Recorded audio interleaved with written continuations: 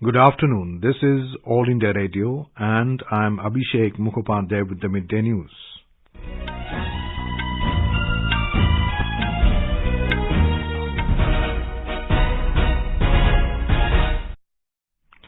The headlines. Prime Minister Narendra Modi launches several development projects related to water security, farmers' welfare and road connectivity at Yadgiri district in Karnataka. Prime Minister to unveil multiple development initiatives worth 38,800 crore rupees in Mumbai this evening. India and Oman stress on working collectively to fight menace of terrorism. Jacinda Ardern announces resignation as Prime Minister of New Zealand. Sports Ministry seeks explanation from Wrestling Federation of India within 72 hours over sexual harassment charges by grapplers. And in Men's Hockey World Cup, India to take on Wales at Bhubaneswar this evening.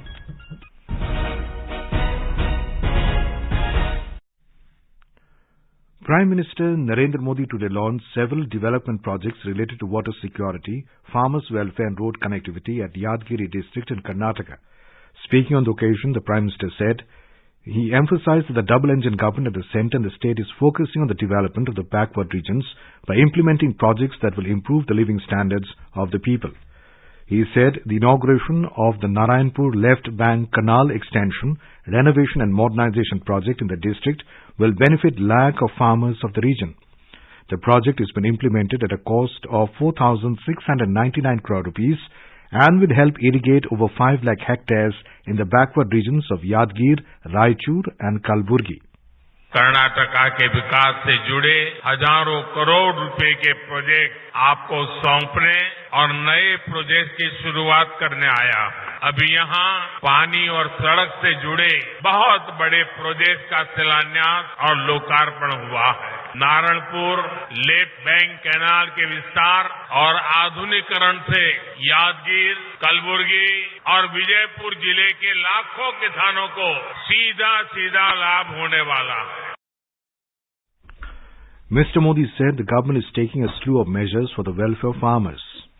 आज हम किसान को मशीनों के लिए मदद दे रहे हैं, ड्रोन जैसी आधुनिक टेक्नोलॉजी की तरफ ले जा रहे हैं, नैनो यूरिया जैसी आधुनिक खाद उपलब्ध करा रहे हैं, वहीं दूसरी तरफ प्राकृतिक खेती को भी प्रोत्साहित कर रहे हैं। आज छोटे किसान को भी किसान क्रेडिट कार्ड दिए जा रहे हैं। छोटे किसान फिर भूमिहीन परिवारों को अतिरिक्त आय हो, इसके लिए पशुपालन, मछली पालन, मधुमक्खी पालन, उसके लिए भी मदद दी जा रही है।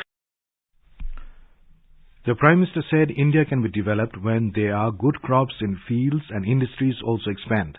He said double engine government means double welfare. Bharat विकसित तब हो सकता है जब खेत में काम करने वाला किसान हो या फिर उद्योगों में काम करने वाला श्रमिक, सभी का जीवन बेहतर हो। भारत विकसित तब हो सकता है जब खेत में फसल भी अच्छी हो और फैक्ट्रियों का भी विस्तार हो। ये तभी संभव है जब हम बीते दशकों के खराब अनुभवों, गलत नीति रणनीति से सीखें, उन्हें फिर से दोहराने से बचें। Mr. Modi said the ongoing developmental projects will not only enhance the ease of living in the areas of Yadgir, Kalburgi and Raichur, but will also strengthen the employment in the region. Yadgir village multi water supply scheme से भी जिले के लाखों परिवारों को पीने का साफ पानी मिलने वाला है। सूरत चेन्नई इकोनॉमिक कॉरिडोर का जो हिस्सा कर्नाटका में पड़ता है, उस पर भी आज काम शुरू हुआ है। इससे यादगीर, रायचूर और कलबुर्गी सहित इस पूरे क्षेत्र में ईज ऑफ लिविंग भी बढ़ेगी और यहाँ उद्यमों को, रोजगारों को भी बहुत बल मिलने वाला है। The Prime Minister said next 25 years is going to be Amrit Kal for every citizen and they have to build a developed India in this period. Mr. Modi is on a day-long visit to Karnataka and Maharashtra today. Late in the day, the Prime Minister will reach Malkhet in Kalburgi district where he will distribute title deeds to the eligible beneficiaries of newly declared revenue villages. He will be handing over possession certificates of houses to record 51,900 habitants. Mr. Modi will reach Mumbai in Maharashtra in the evening, where he will inaugurate, dedicate and lay the foundation stone of multiple development initiatives worth around 38,800 crore rupees. He will also inaugurate 2 lines of Mumbai Metro and also undertake a metro ride. The Prime Minister will lay the foundation stone of 7 sewage treatment plants which will be built at a cost of around 17,200 crore rupees. Our correspondent has the details. Prime Minister Narendra Modi will also launch Mumbai One mobile app and National Common Mobility Card, which will be initially used in metro corridors and can be extended to other modes of mass public transit, including local trains and buses as well. Commuters will not need to carry multiple cards or cash. The NCMC card will enable quick contactless digital transactions, thereby easing the process with a seamless experience. In an effort to strengthen the healthcare infrastructure in Mumbai, Prime Minister Modi will inaugurate 20 Hindu Hriday Samrat Balasaheb Thackeray Apla Davakhana, meaning our dispensary. This novel initiative provides essential medical services like health checkups, medicines, investigations and diagnostics completely free to the people. The Prime Minister will start the road concretization project for around 400 km roads of Mumbai. Kunal Shinde, AIR News, Mumbai. Union Road Transport and Highways Minister Nitin Yadgiri has said knowledge and technology will play a decisive role in achieving the dream of a self-reliant India. Addressing a book launch event in Ahmedabad today, Mr. Yadgiri said the conversion of knowledge into wealth is the future vision of India. The minister is on a 2-day visit to the state. India and Oman have reaffirmed their commitment to the close strategic partnership between the two countries. During the 8th India-Oman Strategic Dialogue in New Delhi yesterday, both sides highlighted the high priority accorded by the leadership of both countries to further enhance their bilateral strategic ties based on trust and mutual respect. The dialogue was led by Deputy National Security Advisor Vikram Misri and Oman Secretary General of the National Security Council, Major General Idris Abdul Rahman Al-Kindi. Both sides reiterated the importance of preserving maritime safety and security in the region. They condemned all forms and manifestations of terrorism and underscored the need to work collectively to fight this menace. Both sides also reiterated the importance of the strategic dialogue as an important mechanism of bilateral cooperation between India and Oman. The first G20 Health Working Group meeting under India's presidency is underway at Thiruvananthapuram in Kerala. On the second day today, the meeting discussed digital health innovations to aid universal health coverage. The 3-day meeting was inaugurated by Union Minister of State for Health, Dr. Bharti Praveen Pawar, yesterday. More from a correspondent.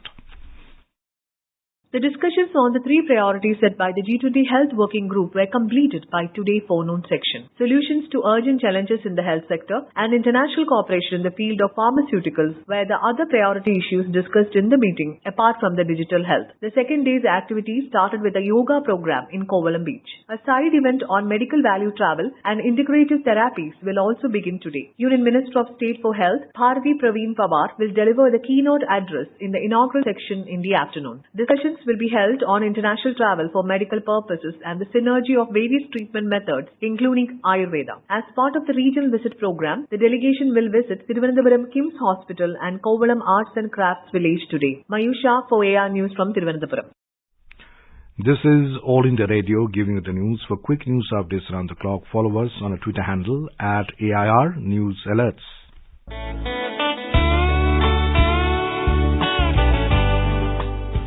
Northeast Diary program, broadcast every Thursday at 5:30 p.m., brings very interesting and enchanting stories from the 8 Indian states of Northeast India. Northeast Diary this week, on the 19th of January 2023, brings an exclusive interview with Asako Chase, proprietor of Hobbit Home and an adventure enthusiast. Looking forward to seeing you there.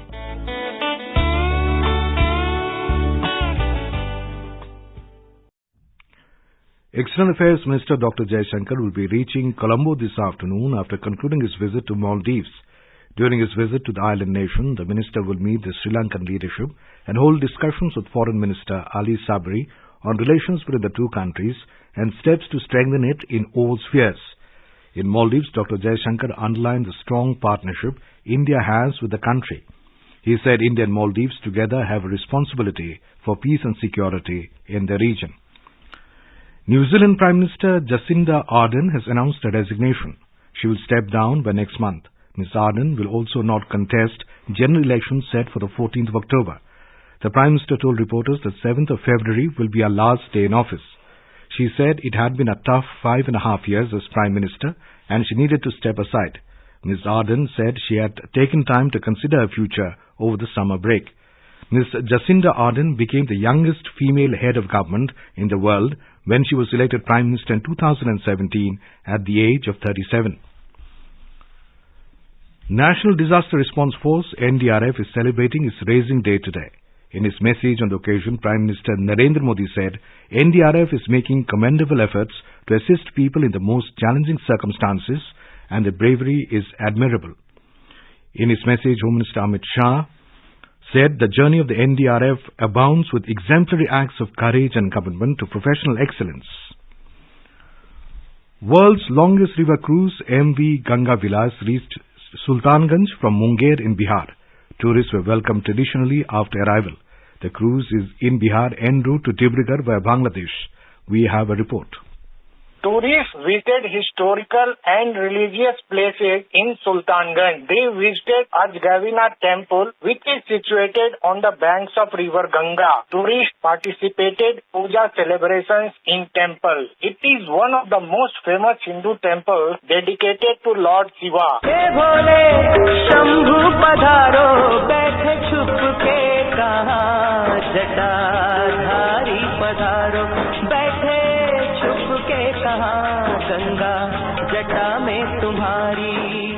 After visiting Sultanganj, the Ganga Vilas cruise sailed to Kahalgaon, Bhagalpur. Krishna Kumar Lal, AIR News, Patna. The 16th edition of the Jaipur Literature Festival began at Jaipur in Rajasthan this morning.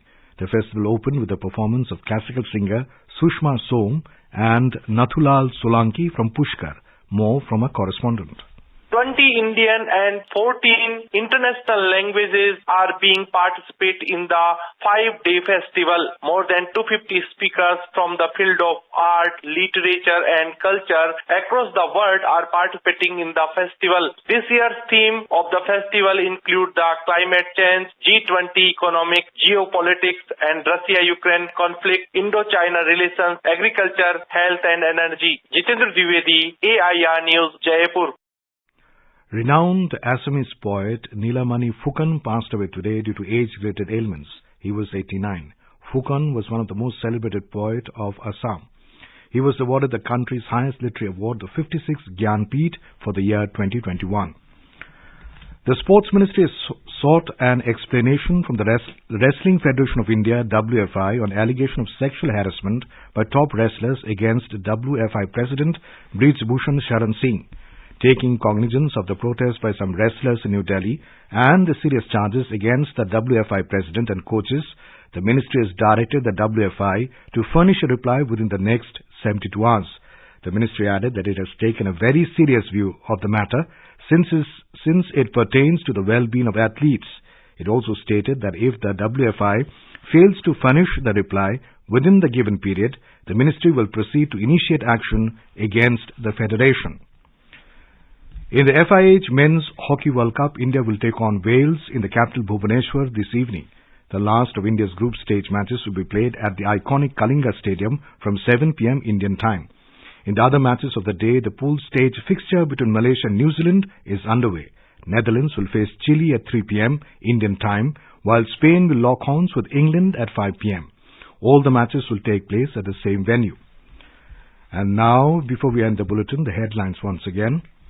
Prime Minister Narendra Modi launches several development projects related to water security, farmers' welfare and road connectivity at Yadgiri district in Karnataka. Prime Minister to unveil multiple development initiatives worth 38,800 crore rupees in Mumbai this evening. India and Oman stress on working collectively to fight menace of terrorism. Jacinda Ardern announces resignation as Prime Minister of New Zealand. Sports Ministry seeks explanation from Wrestling Federation of India within 72 hours over sexual harassment charges by grapplers. And in Men's Hockey World Cup, India to take on Wales at Bhubaneswar this evening. And with that we end the Midday News.